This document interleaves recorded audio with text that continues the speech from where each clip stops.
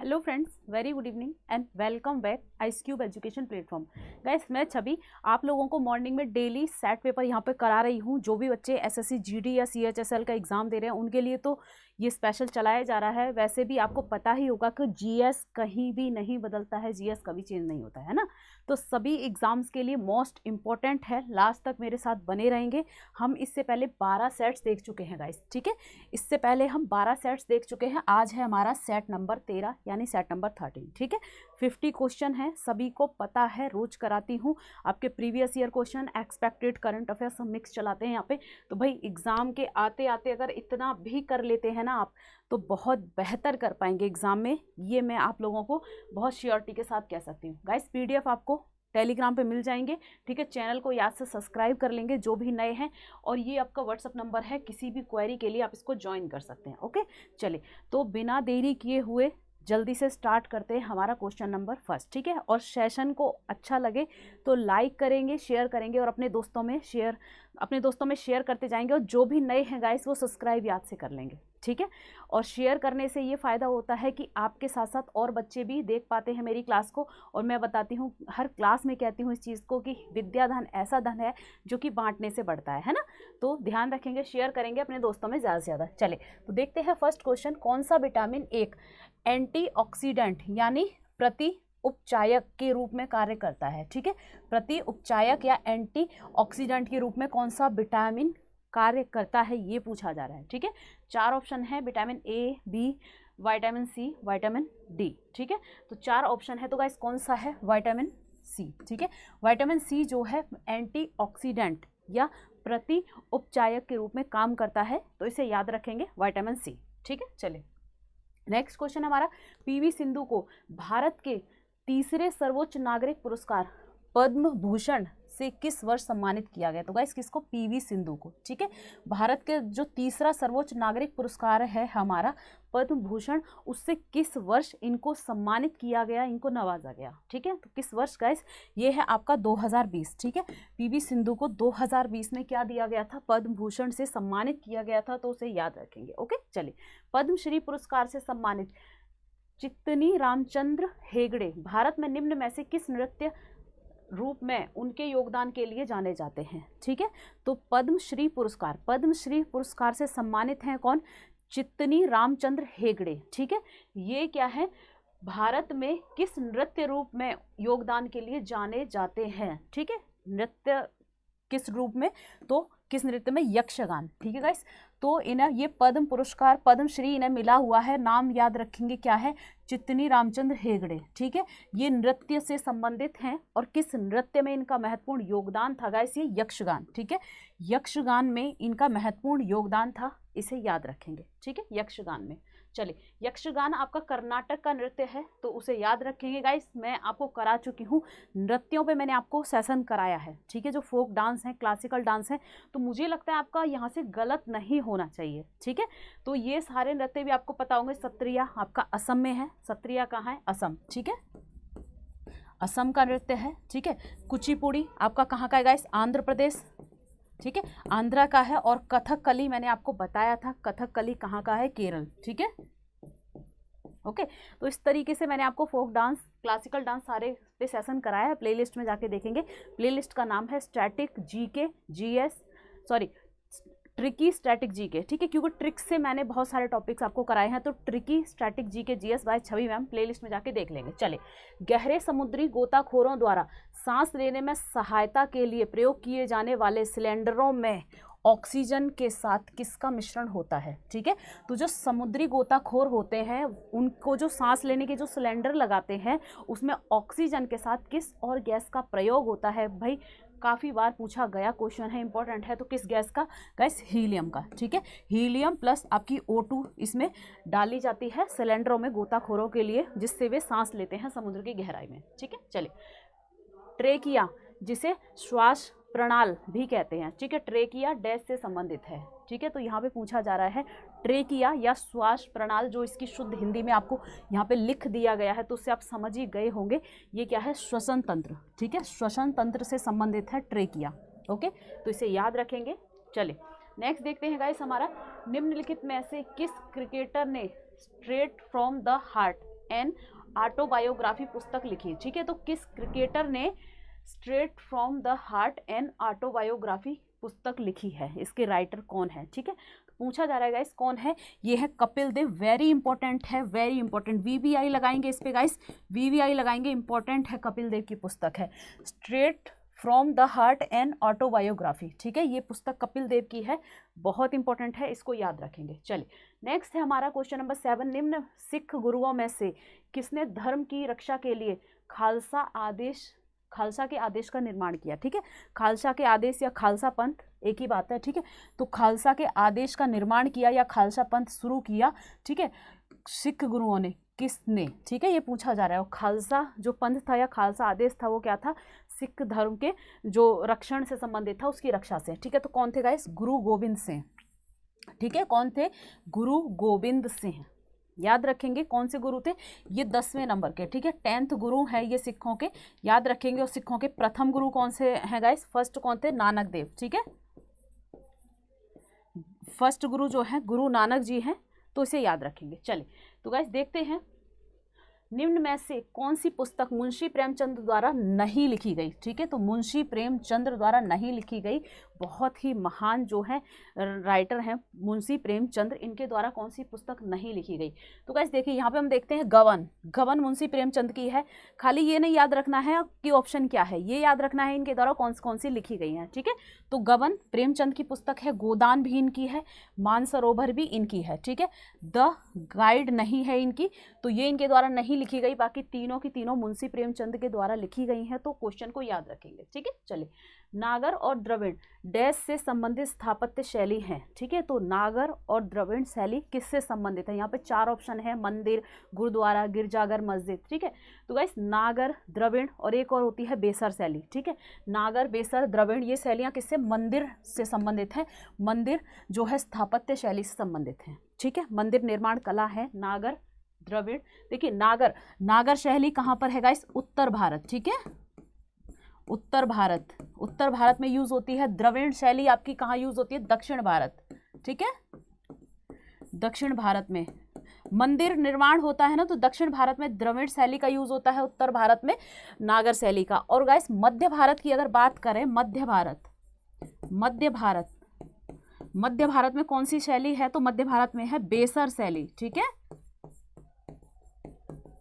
तो ये 3 मंदिर निर्माण शैलियां हैं, उत्तर भारत में नागर, दक्षिण भारत में द्रविड़ और बीच में बेसर, ठीक है। इसको थोड़ा सा हल्का सा कॉन्सेप्ट से, नागर उत्तर भारत की, सीधा सीधा, द से द्रविड़, द से दक्षिण, ठीक है, द से द्रविड़, द से दक्षिण, दक्षिण में द्रविड़ भाषा भी बोली जाती है, इस तरीके से याद रखेंगे।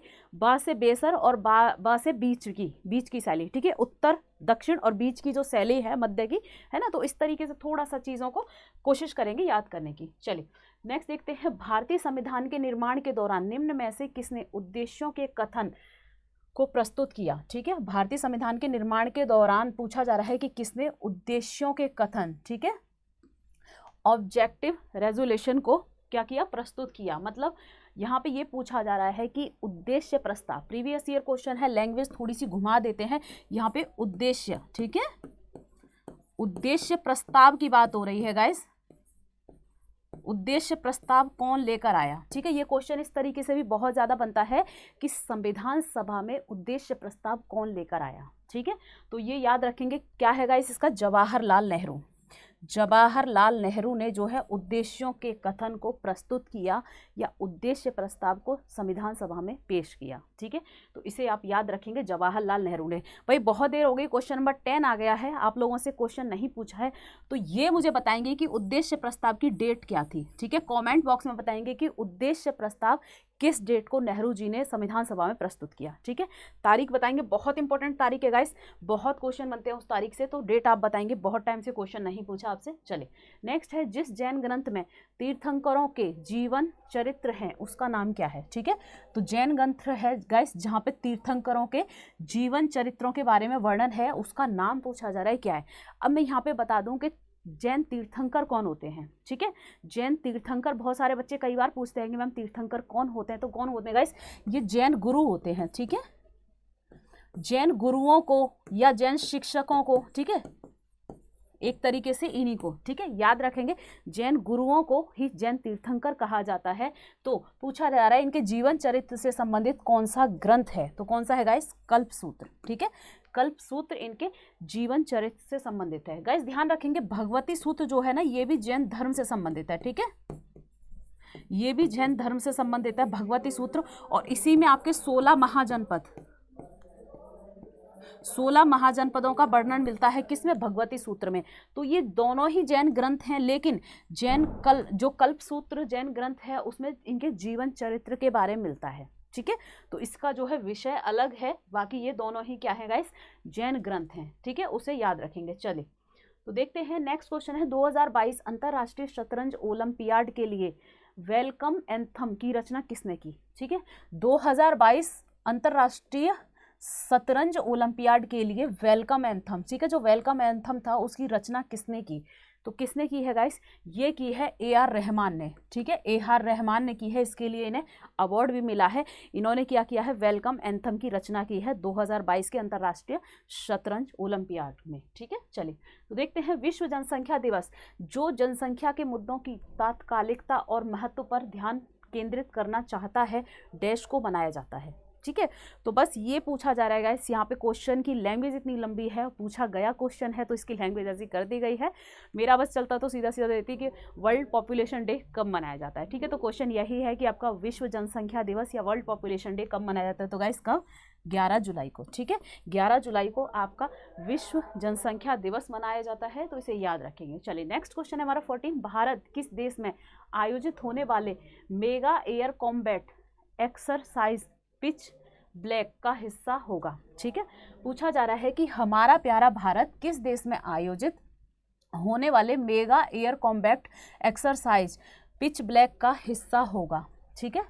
Mega air combat exercise pitch black का हिस्सा होगा भारत, तो ये किस देश में आयोजित होगा, तो गाइस ऑस्ट्रेलिया में, ठीक है। तो ध्यान रखेंगे कि mega air combat exercise pitch black जो है ऑस्ट्रेलिया में आयोजित होगा, जिसमें भारत जो क्या करेगा गाइस, हिस्सा लेगा, ठीक है।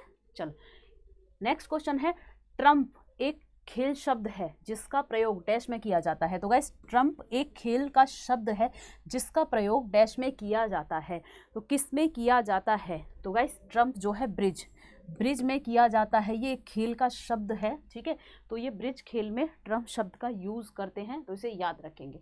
क्वेश्चन बनते हैं यहाँ से, इसीलिए मैं हर एक गेम से एक ना एक शब्द के ऊपर क्वेश्चन जरूर डालती हूँ, चाहे वो प्रीवियस ईयर उठाती हूँ मैं, और अगर मुझे लगता है कि हाँ यहाँ से पूछने की संभावना है तो एक्सपेक्टेड क्वेश्चन भी होता है कई बार, ठीक है। चलिए, डैश ऐसा एक गहराई खोजक मीटर है जो जल की गहराई को निर्धारित करने के लिए ध्वनि तरंगों का उपयोग करता है, ठीक है। तो यहाँ पे पूछा जा रहा है गाइस गहराई खोजक मीटर के बारे में, ठीक है, गहराई खोजक मीटर जो जल की गहराई को निर्धारित करने के लिए ध्वनि तरंगों का उपयोग करता है, ठीक है। ये साउंड वेव्स का उपयोग करता है जल की गहराई में कुछ खोजने के लिए, कुछ ढूंढने के लिए, ठीक है। तो क्या है गाइस, ये है आपका फेदोमीटर, ठीक है। फेदोमीटर जो है गहराई खोजक मीटर है, गहराई में चीज़ों को ढूंढता है, और ये किस आधार पर वर्क करता है, किस आधार पर काम करता है, तो आपकी साउंड वेव्स जो होती हैं, ध्वनि तरंगे, उन पर ये कार्य करता है, ठीक है। तो याद रखेंगे फेदोमीटर। चलिए, एकोकार्डियोग्राम में से कौन सी तरंगों का उपयोग किया जाता है जो आपके दिल की चलती तस्वीर प्रदान करती है, ठीक है। तो वैसे यहाँ पे एक शब्द है कार्डियो, जहाँ भी कार्डियो आ जाए ना, ध्यान रखना वो आपके हृदय से, हार्ट से ही संबंधित होगा, ठीक है। तो कार्डियोग्राम में कौन सी तरंगों का उपयोग किया जाता है जो आपके दिल की चलती तस्वीर प्रदान करती हैं, ठीक है। तो जहाँ भी कार्डियो आ जाए वो हार्ट से संबंधित होगा। क्वेश्चन में कभी भी कार्डियो शब्द देखेंगे तो हार्ट पे जाएंगे, सीधा दिल पे जाएंगे, ठीक है, उससे संबंधित होगा। तो इसमें पूछा जा रहा है गाइस किन तरंगों का यूज होता है, यहाँ पे किन तरंगों का प्रयोग किया जाता है आपके दिल की तस्वीर के लिए, ठीक है, चलती तस्वीर। ये तो लैंग्वेज इतना मतलब घुमा दी है। अगर हार्ट की जो है पिक्चर लेनी है, ठीक है, तो उसके लिए कौन सी तरंगों का प्रयोग होता है, पहली बार तो एकोकार्डियोग्राम जो है उसका यूज होता है, उसमें कौन सी तरंगें हैं, अल्ट्रासोनिक वेव्स, ठीक है, अल्ट्रासोनिक तरंगें या अल्ट्रासोनिक वेव्स का यूज होता है एकोकार्डियोग्राम में, ठीक है, याद रखेंगे। और इसका वर्क क्या है, आपके हार्ट की तस्वीरें, उसकी प्रतिछाया को ये क्लिक करके दिखाता है ताकि डॉक्टर को पता चल सके कि क्या प्रॉब्लम है, हार्ट में क्या रोग है। चलिए नेक्स्ट क्वेश्चन है हमारा, फाइलम प्रोटोजोआ के जानवरों का शरीर जैसे पैरामीशियम, अमीबा, यूग्लिना डैश श्रेणी संघ को दर्शाता है। ठीक है, तो क्या क्वेश्चन है गाइस, फाइलम प्रोटोजोआ के जानवरों का शरीर जैसे पैरामीशियम, अमीबा, यूग्लिना, ठीक है, युगलेना है, युगलीना भी होता है कई जगह, डैश श्रेणी संघ को दर्शाता है। तो गाइस क्या है, ये किस संघ को दर्शाता है युगलीना डैश श्रेणी संघ को, तो ये पुरुष संबंधी, ठीक है, पुरुष संबंधी श्रेणी संघ को दर्शाता है। तो याद रखेंगे इसे प्रोटोप्लाज्मिक, ठीक है, पुरुष संबंधी हिंदी में ना समझ में आए इसीलिए इंग्लिश में दे दिया है प्रोटोप्लाज्मिक, ठीक है, तो इसे याद रखेंगे। चलिए नेक्स्ट देखते हैं, भारतीय संविधान के अनुच्छेद 25 से 28 तक डैश के विषय में बताता है। ठीक है, तो जो 25 से 28 तक जो आर्टिकल्स हैं हमारे, वे किसके विषय में बताते हैं, तो किसके विषय में बताते हैं गाइस, मैंने आर्टिकल्स पे आपको कुछ दिन पहले ही क्लास कराई है, प्लेलिस्ट में जाके देख लेंगे। ठीक है, तो किसके विषय में बताते हैं गाइस, ये आपकी धार्मिक स्वतंत्रता का अधिकार, ठीक है, आर्टिकल 25 से 28 आपका धार्मिक स्वतंत्रता का अधिकार है।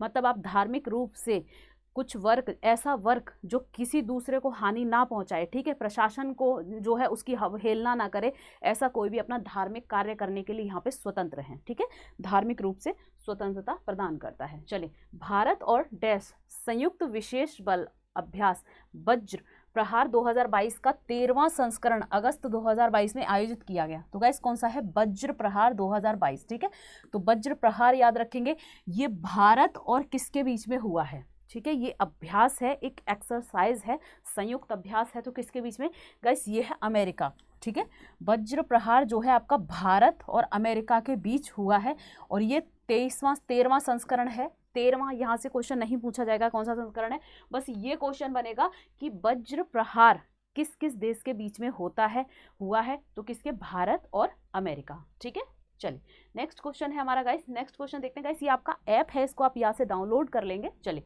निम्न में से कौन सा यूनेस्को विश्व धरोहर स्थल उत्तर प्रदेश में शहंशाह अकबर द्वारा बनवाया गया। ठीक है, तो पूछा जा रहा है कि अकबर द्वारा यूनेस्को में कौन सा विश्व धरोहर स्थल है, कहाँ पर है, उत्तर प्रदेश में, जो अकबर ने बनवाया। ठीक है, यूनेस्को में शामिल ऐसा कौन सा विश्व धरोहर स्थल है जिसको अकबर के द्वारा उत्तर प्रदेश में बनवाया गया गाइस, तो कौन सा है, फतेहपुर सीकरी। ठीक है, फतेहपुर सीकरी का निर्माण अकबर ने कराया था। कब कराया था गाइस, तो ये कराया था आपका 1571। ठीक है, 1571 में अपनी गुजरात विजय के समय इन्होंने क्या किया था, यहाँ पर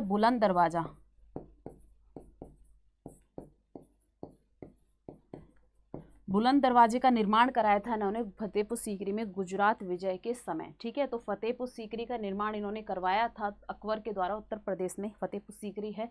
ये यूनेस्को की, यहाँ से याद करने लायक चीज़ है एक बहुत ही, कि ये यूनेस्को की विश्व धरोहर सूची में शामिल है। ठीक है, सीधे सीधे 4 ऑप्शन आपको दे दिए जाएंगे कि इनमें से कौन सा यूनेस्को की सूची में शामिल है, तो ध्यान रखेंगे फतेहपुर सीकरी भी है। ठीक है, 3 ऑप्शन ऐसे दे दिए जाएंगे जो उसमें शामिल ही नहीं है। बाकी ये सारी चीज़ें तो मैंने पूरा का पूरा आपको मुगल एम्पायर खत्म किया है, वहाँ पे मैंने टॉपिक वाइज आपको शासक पढ़ाए हैं। ठीक है, अभी कुछ ही दिन पहले, तो उसको जाके कर सकते हैं, आप देख सकते हैं। अकबर बहुत अलग से एक अलग टॉपिक अकबर का कराया है, तो अकबर के जो भी कार्य हैं, जो भी स्थापत्य हैं, उसके शासन की जो भी चीज़ें हैं, सारी उसमें बहुत अच्छे से कराई हैं। चले, निम्न में से कौन सप्त सिंधु या ऋग्वेद में वर्णित 7 नदियों से संबंधित नहीं है। ठीक है, पूछा जा रहा है कौन सप्त सिंधु या ऋग्वेद में वर्णित 7 नदियों में से संबंधित नहीं है। ठीक है, तो ऋग्वेद में गाइस सप्त सिंधु यानी 7 नदियों के बारे में वर्णन किया गया है। पूछा जा रहा है इनमें से कौन सी नदी उसमें वर्णित नहीं है। तो गाइस ऋग्वेद में आपकी रावी की चर्चा की गई है, चेनाब की गई है, झेलम की गई है। ठीक है,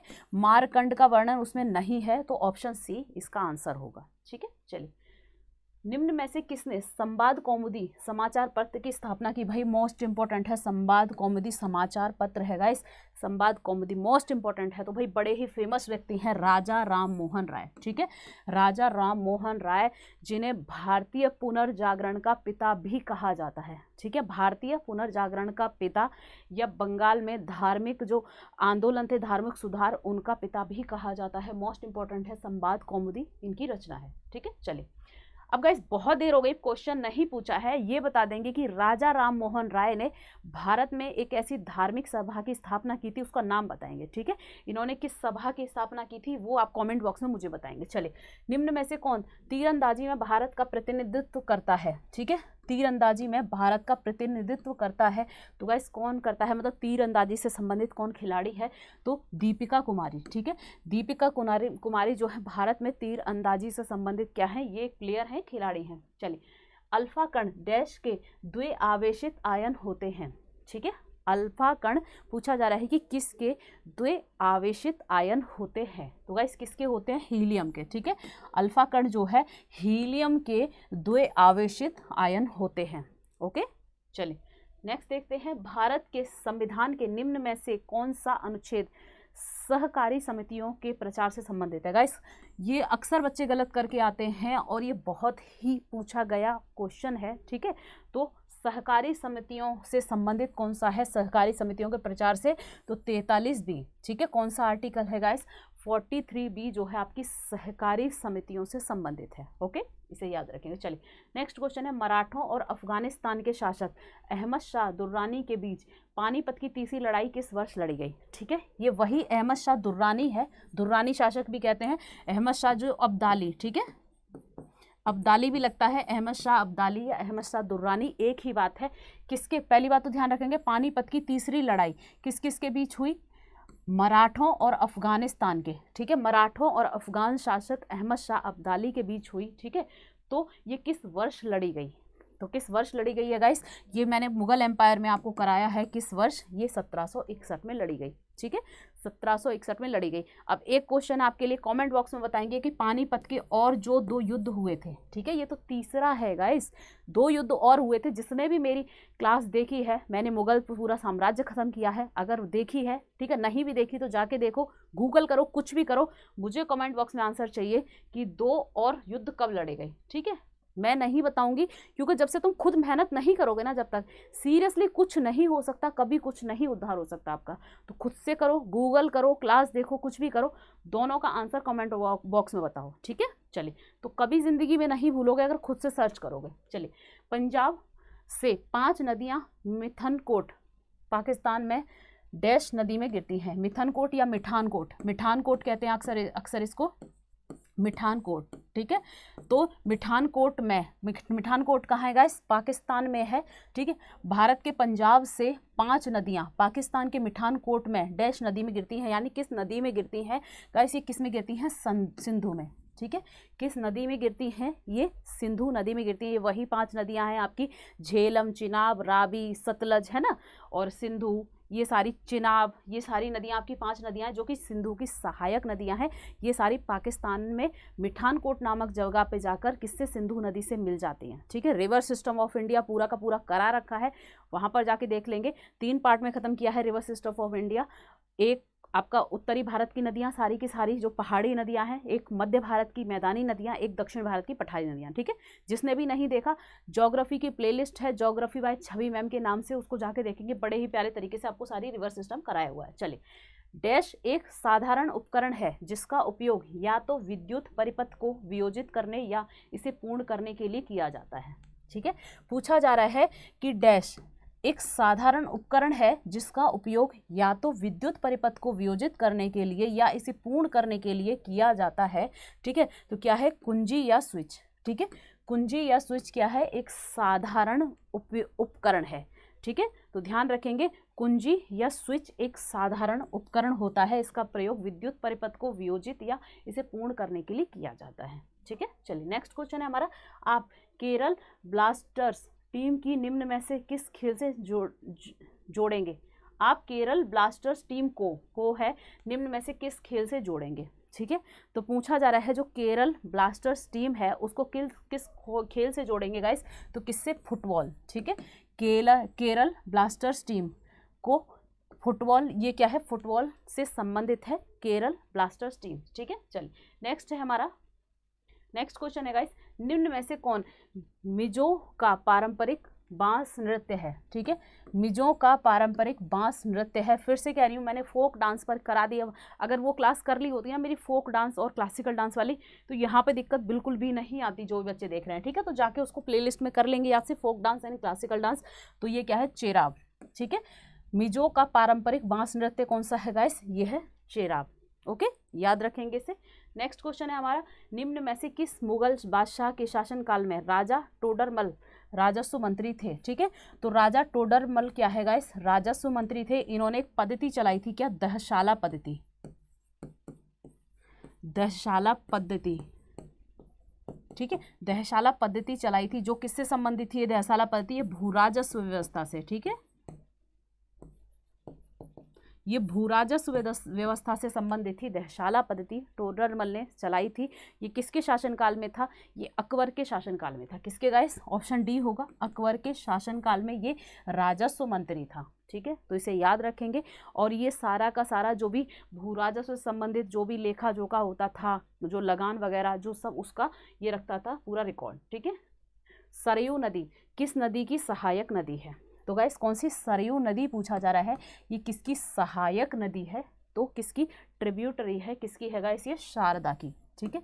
सरयू नदी शारदा नदी की ट्रिब्यूटरी है या उसकी सहायक नदी है। चलिए नेक्स्ट देखते हैं गाइस, निम्न में से कौन अपने नाटकों ययाति और तुगलक के लिए सबसे अधिक जाने जाते हैं, ठीक है।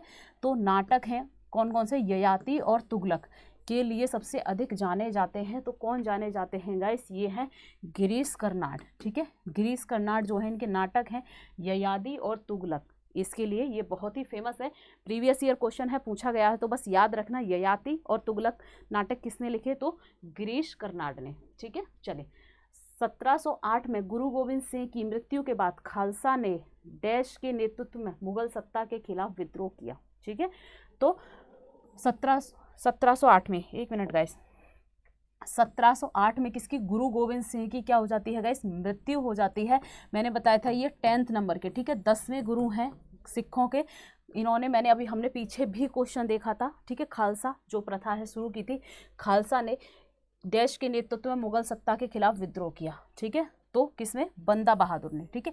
खालसा जो पंथ था या खालसा जो प्रथा थी, एक धार्मिक जो है प्रथा है, ठीक है। अभी हमने पीछे देखा था धर्म की रक्षा करने के लिए, ठीक है। तो उसका नेतृत्व उस इनके बाद किसने किया, गोविंद जी के बाद, तो बंदा बहादुर ने किया। ओके, चलिए नेक्स्ट क्वेश्चन है 36, डैश को बीटी कल्चर के रूप में भी जाना जाता है। भाई आपके इससे भी क्वेश्चन बनते हैं, ठीक है। कौन कौन सी शाखाएं हैं विज्ञान की, किस किस से जुड़ी हुई, तो भाई बीटी कल्चर, क्या बीटी कल्चर के रूप में किसे जाना जाता है, या बीटी कल्चर में, बीटी कल्चर जो शाखा है, ब्रांच है, उसमें किसका अध्ययन किया जाता है, ये पूछा जा रहा है गाइस। तो बीटी कल्चर आपका अंगूर की खेती से संबंधित है, ठीक है।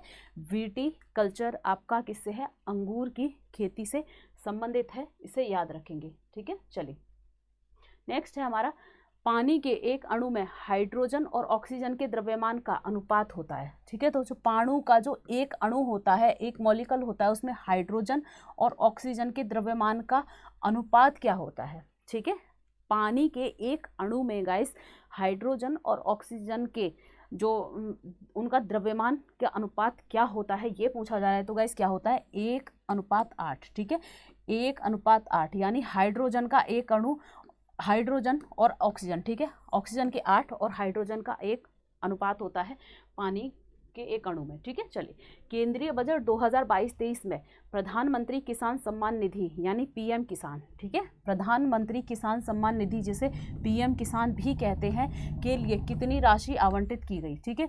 तो हमारा जो केंद्रीय बजट है 2022-23, इसमें जो प्रधानमंत्री सम्मान, जो किसान सम्मान निधि है यानी पीएम किसान जो योजना है, उसमें इस योजना के लिए इस बजट में कितनी राशि निर्धारित की गई, ये पूछा जा रहा है गाइस। तो कितनी राशि है यहाँ पर, 68,000 करोड़, ठीक है, 68,000 करोड़ जो है राशि निर्धारित की गई इस योजना के रख रखाव के लिए, ठीक है, उसके संचालन के लिए। चलिए अंतर्राष्ट्रीय न्यायालय के अध्यक्ष के रूप में नियुक्त होने वाले पहले भारतीय, भाई बहुत इंपॉर्टेंट क्वेश्चन है, कई बार पूछा है, ठीक है।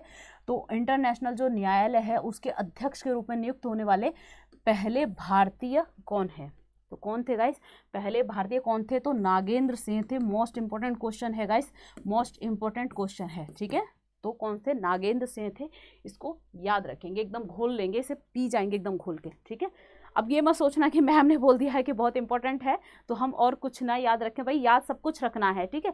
लेकिन कुछ क्वेश्चन ऐसे हैं गाइस जो, अब जैसे ये न्यायालय वाला है, ठीक है, जो बहुत ईजी क्वेश्चन है वो सबको याद रहते हैं। लेकिन अभी ये जो न्यायालय वाला था ना कि इंटरनेशनल जो कोर्ट है उसके पहले भारतीय वो जज कौन थे, न्यायाधीश कौन थे, ठीक है, भारत के पहले व्यक्ति।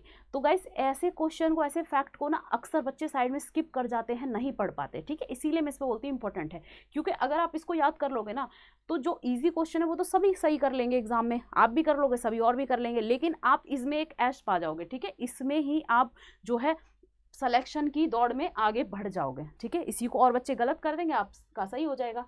तो इसीलिए मैं कहती हूँ इस टाइप के क्वेश्चन को मत छोड़ना। चले, 14 जनवरी 1761 को पानीपत का तीसरा युद्ध हुआ। इस युद्ध में मराठे डैश के हाथों पराजित हुए। गाइस ये वही क्वेश्चन है, घूम के आ गया है, अहमद शाह अब्दाली, ठीक है। 14 जनवरी 1761 को तीसरा युद्ध हुआ था पानीपत का, ठीक है, मराठों और अब्दाली के बीच, ठीक है, जिसमें मराठे हार गए थे, अब्दाली जीत गया था। पूरी मराठा शक्ति खत्म हो जाती है इसके बाद। चले, सिंधु घाटी सभ्यता के डैश स्थल पर 10 वर्णाक्षर साइन बोर्ड के अभिलेख प्राप्त होते हैं, ठीक है। तो सिंधु घाटी के किस स्थल पर, क्वेश्चन को इजी करते हैं, सिंधु घाटी के किस स्थल पर 10 जो है चित्रों वाला, 10 वर्ण वाला, 10 अक्षरों वाला या 10 चित्रों वाला एक क्या पाया जाता है गाइस, अभिलेख पाया जाता है, ठीक है। तो ये किस स्थल में पाया जाता है, ये क्वेश्चन पूछा जा रहा है, ठीक है। तो 10 जो जिस पे चित्र या वर्ण अंकित है वो कहाँ, धौलावीरा, धौलावीरा में पाया जाता है गाइस। आपका धौलावीरा कहाँ है, आपका गुजरात, ठीक है, गुजरात के धौलावीरा में, गुजरात का धौलावीरा ये एक सिंधु घाटी स्थल है। यहाँ पर एक शिलालेख पाया गया जिस पर 10 अंकों से या 10 वर्णों से अंकित जो है उनकी जो लिपि थी गाइस वो चित्रात्मक थी, भाव चित्रात्मक थी, ठीक है। तो यहाँ वर्णाक्षर या चित्र जो है उस पर अंकित थे, ठीक है। तो वो कहाँ पाया गया, गुजरात में पाया गया, ओके। हड़प्पा आपका कहाँ पर है, ये आपका पाकिस्तान में है, ठीक है। मोहनजोदड़ो भी आपका पड़ जाता है उसी में, और लोथल आपका गुजरात में है, ठीक है। तो इसे याद रखेंगे। चलिए, ये सारे जो मोहनजोदड़ो, हड़प्पा और आपका चन्हूदड़ो, ये सारे पाकिस्तान अफगानिस्तान में ही आते हैं। अब इस टाइम इंडिया में नहीं, उस समय ये भारत में ही थे। चलिए, भारतीय संविधान के निम्न अनुच्छेदों में से कौन सा मौलिक अधिकारों के साथ असंगत कानूनों से संबंधित है, ठीक है। मौलिक अधिकारों के साथ असंगत कानूनों से संबंधित है। असंगत यानी उसके साथ संगति नहीं रखता, ठीक है, उसके विपरीत है, ठीक है। तो कौन सा जो है संविधान के निम्न अनुच्छेदों में से कौन सा ऐसा आर्टिकल है गाइस, तो कौन सा है, आर्टिकल 13, ठीक है, असंगत कानूनों से संबंधित है, मौलिक अधिकारों के साथ असंगत कानूनों से संबंधित है, ठीक है। तो आपके जो मौलिक अधिकार हैं, मूल अधिकार हैं आपके, मैंने आपको करा रखे थे किससे, 12 से 35, ठीक है, 12 से 35 में आपके मूल अधिकार हैं, तो वो मैं आपको करा चुकी हूँ, ठीक है। 13 में क्या दे रखा है गाइस, यहाँ पे 13 में आपकी डेफिनेशन दे रखी है, ठीक है। 13 में 12 से 35 आपके मौलिक अधिकार हैं, तो 13 में आपकी डेफिनेशन दे रखी है गाइस। इसमें असंगत पूछा जा रहा है, मौलिक अधिकारों के साथ कानूनों से संबंधित है। अच्छा, असंगत कानूनों से संबंधित क्वेश्चन क्या कह रहा है, एक मिनट, भारतीय संविधान के निम्न अनुच्छेदों में से कौन सा मौलिक अधिकारों के साथ असंगत कानूनों से संबंधित है। अच्छा ठीक है, सॉरी गाइस, ये क्वेश्चन क्या है, मौलिक अधिकारों के साथ असंगत कानून, मतलब यहाँ पे ये कहा गया आर्टिकल 13 में, फिर से सुनेंगे, पीछे वाला भूल जाएंगे, सॉरी। यहाँ पर ये कहा गया है कि ऐसा कौन सा आर्टिकल है जो मौलिक अधिकारों पे अगर कोई भी, मौलिक अधिकारों के अगर विपरीत कोई भी कानून पारित किया जाता है तो ये उसका प्रोटेक्शन करने के लिए खड़ा हो जाता है आर्टिकल, ठीक है। तो ध्यान रखेंगे, इस आर्टिकल की परिभाषा अगर मैं सीधे तौर पर समझाऊं एक इजी शब्दों में, तो आर्टिकल 13 क्या कहता है कि ऐसा कोई भी कानून जो मौलिक अधिकारों से टकराएगा वो चूर चूर हो जाएगा, ठीक है। इस डेफिनेशन को आप याद रखेंगे, कोई भी कानून मौलिक अधिकारों से टकराएगा वो चूर चूर हो जाएगा। मतलब अगर कोई भी कानून ऐसा पारित करती है हमारी सरकार जो मौलिक अधिकारों के संगत ना हो, मौलिक अधिकारों पे कुठाराघात करता हो या मौलिक अधिकारों को जो है हनन करता हो, हानि पहुंचाता हो, तो वहां पर आर्टिकल 13 आपका खड़ा हो जाता है एक बॉडीगार्ड बनकर, ठीक है, कि आप इस तरीके से मौलिक अधिकारों का हनन नहीं कर सकते, ठीक है। तो ये क्वेश्चन यही कह रहा है, स्टार्टिंग में क्वेश्चन नहीं समझ पाई थी, ठीक है। तो आर्टिकल 13 बहुत इंपॉर्टेंट है, याद रखेंगे, ये मौलिक अधिकारों को संरक्षण प्रदान करने के लिए हमारे संविधान में है, ठीक है। चलिए, संविधान के अनुच्छेद 213 के अनुसार राज्यपाल को अध्यादेश जारी करने का अधिकार है, ठीक है। सबसे पहले तो याद रखेंगे जो आर्टिकल 213 है उसमें किसको, राज्यपाल को, ठीक है, गवर्नर को जो अध्यादेश जारी करने का अधिकार दिया गया है, ठीक है, अधिकार है। तो यहाँ पे आंसर भी देखते हैं। तो गाइस पहले देखते हैं राष्ट्रपति, ठीक है, राष्ट्रपति को अध्यादेश जारी करने का अधिकार किस आर्टिकल में दिया गया है गाइस, तो ये आर्टिकल 123 है, ठीक है। राष्ट्रपति को 123 में अध्यादेश जारी करने का अधिकार दिया गया है और राज्यपाल को 213 में, ठीक है। मौलिक अधिकारों पे जो अध्यादेश वगैरह इन सब पे मैं पूरा का पूरा आपको चैप्टर करा चुकी हूँ, तो आप उसको देख लेंगे, ठीक है। मौलिक अधिकारों में ये सारा फिर से कराया था। तो देखते हैं ऑप्शन सी, यह शक्ति मंत्रिमंडल के परामर्श से प्रयुक्त की जाती है, ठीक है। तो ये जो अनुच्छेद 213 के अनुसार राज्यपाल को अध्यादेश जारी करने का अधिकार होता है, ये अध्यादेश क्या है, यह शक्ति मंत्रिमंडल के परामर्श से प्रयुक्त की जाती है, ठीक है। तो ये अपनी शक्ति का प्रयोग मंत्रिमंडल के परामर्श से करते हैं अध्यादेश जारी करने का, ठीक है। चलिए नेक्स्ट देखते हैं, सितंबर 2022 में भारत के 76वें ग्रैंड मास्टर, ठीक है, 76 जो ग्रैंड मास्टर हैं वो कौन बने हैं, ठीक। अब यहाँ पे बहुत सारे बच्चे ये पूछते हैं मैम ग्रैंड मास्टर किस खेल से संबंधित होता है, ग्रैंड मास्टर कौन होता है, नहीं समझ में आता ना। तो ध्यान रखेंगे, जो ग्रैंड मास्टर होता है वो शतरंज खिलाड़ी को कहते हैं, ठीक है, शतरंज खिलाड़ी को ग्रैंड मास्टर कहा जाता है गाइस। जो आप सुनते हो ना चेस, शतरंज, उसी का खिलाड़ी होता है ग्रैंड मास्टर। तो अभी 76वें ग्रैंड मास्टर कौन बने हैं, 76वें का मतलब है 76 नंबर पर ग्रैंड मास्टर का खिताब किसने जीता है गाइस, तो कौन है ये, प्रणव आनंद, ठीक है। प्रणव आनंद जो है आपके 76वें नंबर के ग्रैंड मास्टर बने हैं, ठीक है, शतरंज से संबंधित है। स्वच्छ सर्वेक्षण ग्रामीण पुरस्कार 2022 के अनुसार देश भारत का सबसे स्वच्छ शहर है। तो गाइस पुरस्कार कौन सा है, स्वच्छ सर्वेक्षण ग्रामीण पुरस्कार 2022 के अनुसार भारत का सबसे स्वच्छ, क्या, सबसे स्वच्छ शहर की बात हो रही है गाइस। यहाँ सबसे स्वच्छ शहर कौन सा है, तो कौन सा है, ये है आपका इंदौर, ठीक है, सबसे स्वच्छ शहर। गाइस ये इंदौर को ना ये खिताब कई सालों से मिल रहा है। इंदौर ही स्वच्छता के मामले में 4-5 साल से फर्स्ट नंबर पे आ रहा है। तो इस डाटा को तो यहाँ पे आपके रट ही गया होगा या रट लेंगे, इंदौर ही स्वच्छता के मामले में फर्स्ट नंबर पे रहता है, ठीक है। और अभी इंदौर को क्या है, वाटर प्लस, ठीक है, वाटर प्लस सिटी भी इंदौर को ही घोषित किया गया था, ठीक है, तो उसे भी याद रखेंगे। चलिए, मनुष्य के कान में वह झिल्ली जो कंपन करती है और सुनने में मदद करती है डैश कहलाती है, ठीक है।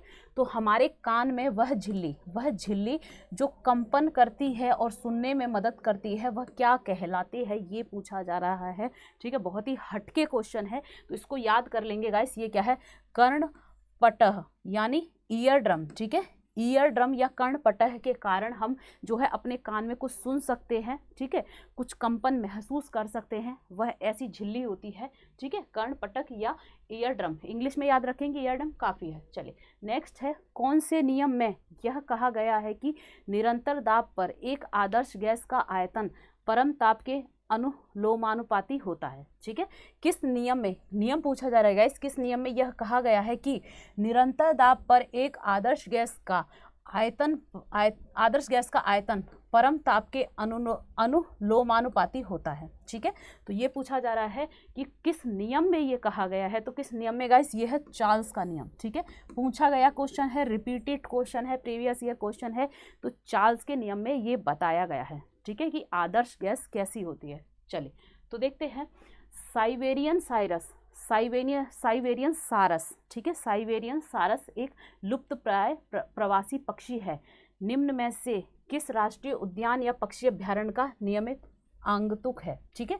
तो साइबेरियन सारस गाइस ये एक पक्षी है, ठीक है, एक वर्ड है, यह क्या है, एक लुप्तप्राय प्रवासी पक्षी निम्न में से किस राष्ट्रीय उद्यान यानी नेशनल पार्क का पक्षी है, ठीक है, जो कि वहाँ पे नियमित आगंतुक है, आगंतुक यानी नियमित रूप से वहाँ आता जाता था, ठीक है, कौन सा, साइबेरियन पक्षी, ठीक है। तो किस नेशनल पार्क या किस पक्षी अभ्यारण्य में, ठीक है, ये पूछा जा रहा है गाइस, तो कौन सा है, केवलादेव राष्ट्रीय उद्यान, ठीक है। केवलादेव राष्ट्रीय उद्यान में जो है साइबेरियन सारस वहाँ पर आते हैं, प्रवास करते हैं और फिर चले जाते हैं, ठीक है, सर्दियों में आते हैं, प्रवास करते हैं और फिर चले जाते हैं, साइबेरियन पक्षी, ठीक है। तो ये केवलादेव राष्ट्रीय उद्यान कहाँ पर है गाइस, ये आपका केवलादेव आपका कहाँ है गाइस, ये राजस्थान में है, ठीक है, केवलादेव। तो यहाँ पर आते हैं साइबेरियन पक्षी, और लुप्त प्राय है ये, तो लुप्त प्राय का मतलब है ये लुप्त होने की कगार पर है, ठीक है, इसको बहुत खतरा है, लुप्त होने की कगार पर है। चलिए 2011 की जनगणना के अनुसार सबसे कम साक्षरता दर वाला राज्य, ठीक है, सबसे कम साक्षरता वाला राज्य, अभी सेंसस ऑफ इंडिया अभी कराई थी, 3-4 दिन पहले क्लास है, जाके देख लेंगे जिसने भी नहीं देखी। तो भाई इस क्वेश्चन में कुछ नहीं है, तो ये क्या है, बिहार। ठीक है, बिहार की सबसे कम साक्षरता है और केरल, आपके केरल की सबसे अधिक साक्षरता है। ठीक है, तो इसे याद रखेंगे। चलिए, तो गाइस यहीं पे होता है हमारा सेशन ख़त्म। ठीक है, यहीं पे हमारा सेशन ख़त्म होता है। अगर सेशन अच्छा लगा है तो उसे लाइक कर लेंगे, याद से शेयर करेंगे अपने दोस्तों में, ताकि और बच्चे भी देख पाएँ। ठीक है, और जो भी नए हैं चैनल पे सब्सक्राइब कर लेंगे।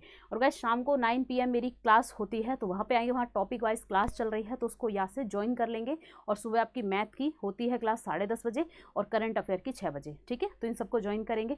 मिलते हैं अगले सेशन में, जब तक के लिए जय हिंद, जय भारत।